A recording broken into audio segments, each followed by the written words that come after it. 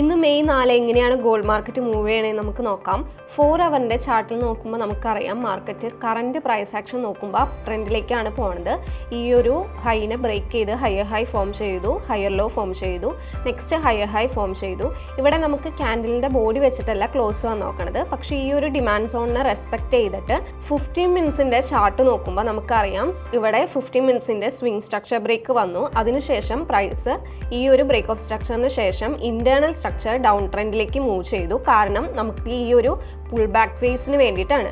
അതിനുശേഷം പ്രൈസ് ഈ ഒരു 4 അവറിൻ്റെ ഡിമാൻഡ് സോണിലെത്തി. ഇനി 15 മിനിറ്റ്സിൽ നമുക്ക് ക്ലിയർ ആയിട്ടുള്ള ഒരു അപ് ട്രെൻഡിലേക്ക് കിട്ടാണ്. ഈ ഒരു ഹൈനെ ബ്രേക്ക് ചെയ്ത് ന്യൂ ഹയർ ഹൈ ഫോം ചെയ്യുകയാണെങ്കിൽ, ട്രെൻഡ് ഷിഫ്റ്റ് വരാണെങ്കിൽ നമുക്ക് പിന്നെ 15 മിനിറ്റ്സിൻ്റെ റീട്രേസ്മെൻറ്റിന് ശേഷം 3 മിനിറ്റ്സിൽ കൺഫർമേഷൻ എൻട്രീസ് എടുക്കാം, ബൈ എൻട്രീസ് എടുക്കാം. അതിനുശേഷം നമ്മൾ എക്സ്പെക്ട് ചെയ്യുന്നത് ഈ ഒരു 15 മിനിറ്റ്സിൻ്റെ ഹൈ ബ്രേക്ക് ചെയ്ത് price new higher high form ചെയ്യുന്നതാണ്.